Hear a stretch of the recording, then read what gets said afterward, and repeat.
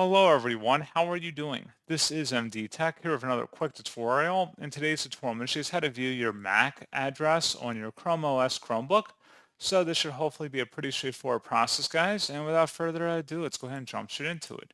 So all you have to do is select the launcher icon in the bottom left corner of your screen, and then select the settings gear button. So go ahead and select that. And then on the left panel, select network. And on the right side, select your network connection that says connected. Go ahead and select whatever that item may be on the page. And then there should be an item underneath network. If you click the drop down, you can just scroll down and there should be a MAC address listed here. And that's what you have to do. So pretty straightforward process, guys. And as always, thank you for watching. I do hope that was able to help you out. And I do look forward to catching you all in the next tutorial. Goodbye.